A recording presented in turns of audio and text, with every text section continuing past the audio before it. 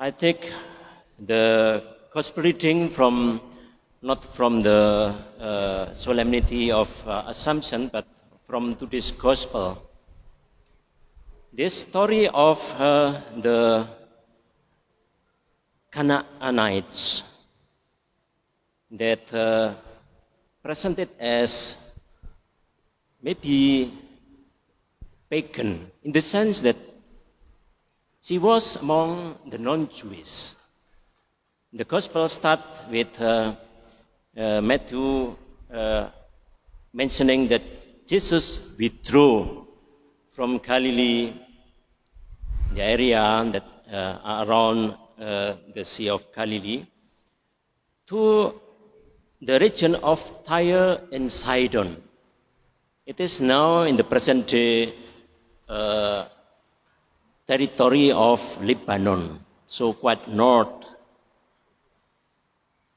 These two cities is like center for commerce. So at the same time, very prosperous, very developed. It is a business cities, rich and flourishing.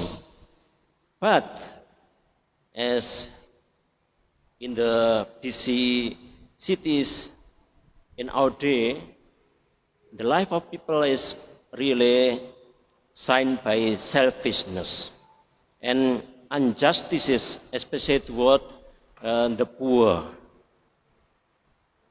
The gospel presents this woman, Canaanites, that had problem, the daughter sick. Maybe we can imagine that this woman surely at least heard something about Jesus. Otherwise, she will not come and ask that difficult request, no, to heal the daughter. Certainly, something special heard of Jesus. So she start to ask, and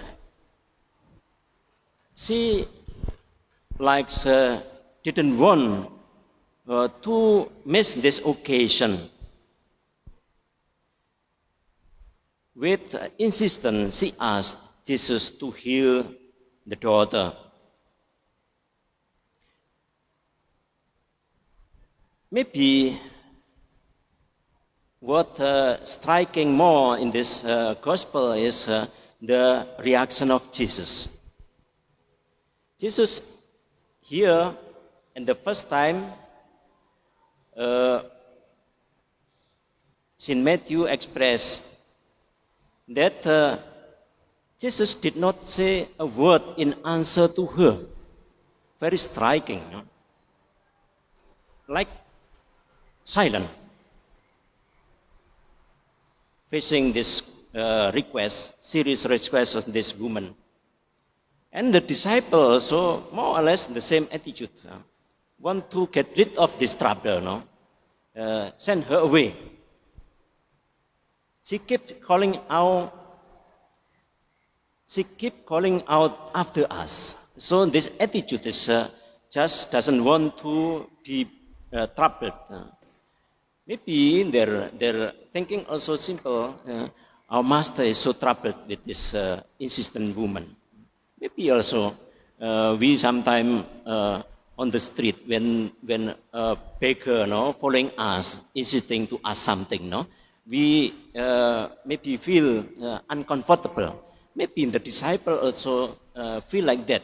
The master is so much disturbed by this woman, so they want to send away, cast out this woman. But this lady insisted. Even when Jesus answered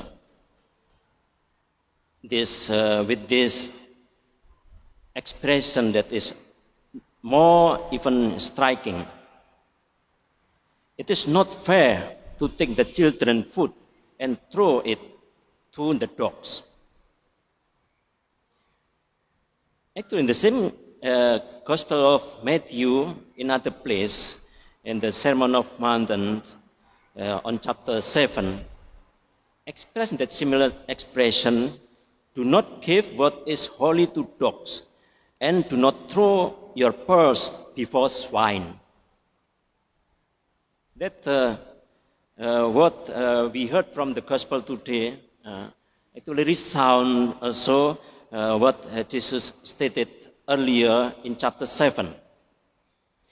In the Bible tradition, also in the Jewish tradition, dogs refer to adversaries, to enemy, to sinners, or to idolaters, to the pagan people.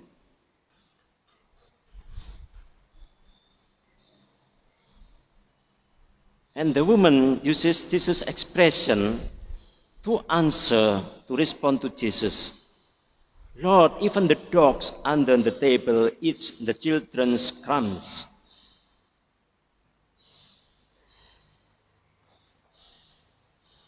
This insistence of the request of this mother, the Canaanite woman, express this faith in Jesus.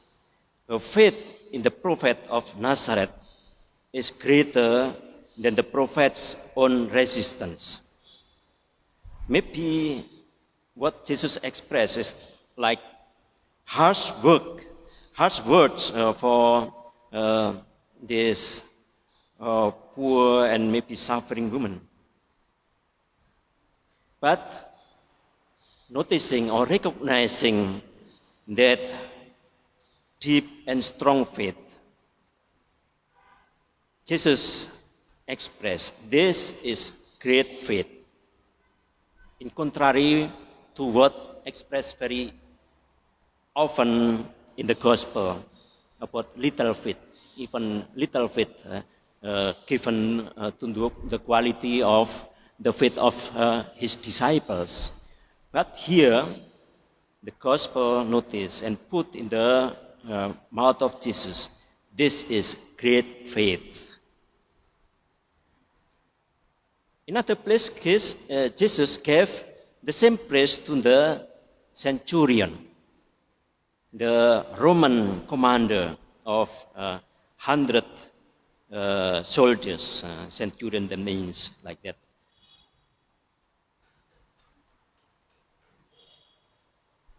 This is great faith.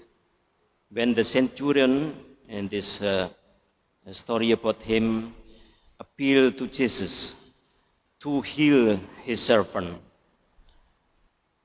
he expressed also in the expression that also striking, we use it before communion, the word of the centurion. Lord, I'm not worthy that you come under my roof, but say the word. With that faith, his servant healed. What we learn from this expression, recognizing of this great faith in the woman, the Canaanite woman, Jesus see in these two persons, the woman in Tyrus, and also the centurion words, total trust in God. We do not know what really the suffering or the whole thing, the whole reality that may be this mother of the daughter that is sick. Maybe like several stories of the healing in the gospel, the sick person already suffered or experienced sickness for many years maybe. And it is not revealed here, but we can imagine or we can sense, I believe that here among the senior women, you are mothers that have children.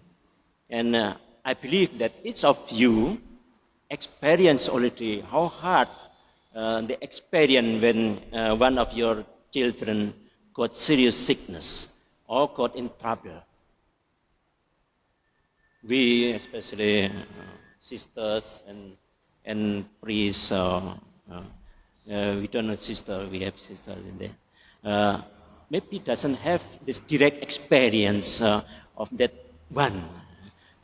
Life of our own life in danger of death, for example.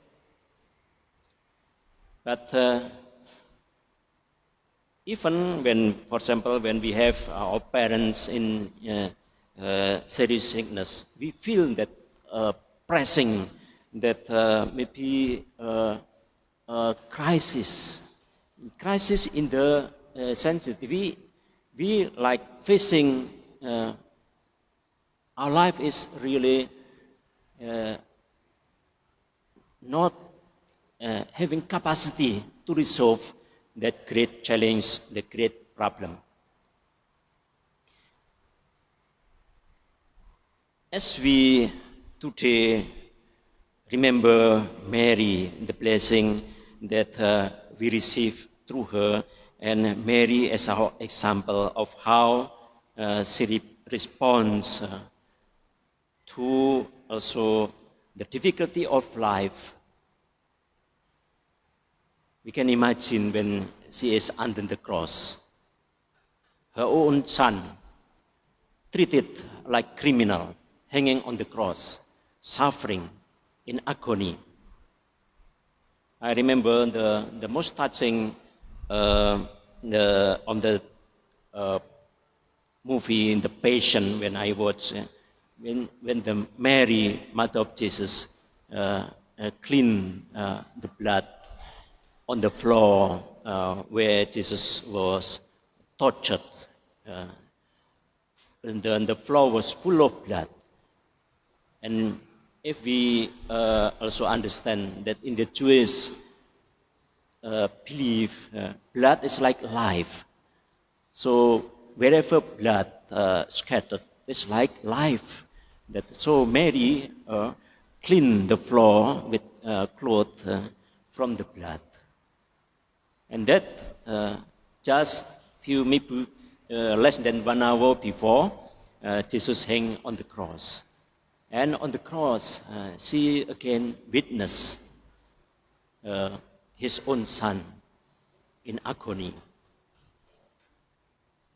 This corresponds also maybe to the beginning of the life when Jesus was born in Bethlehem. Immediately, he was already in danger, and Mary and Joseph have to rush to Egypt to save the baby from being killed. This life of many mothers, now also in this country, that we think of many people their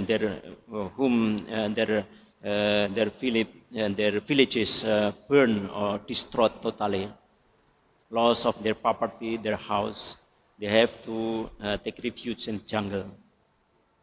And sometimes also appear the image of children in the embrace of the mother in IDP camps.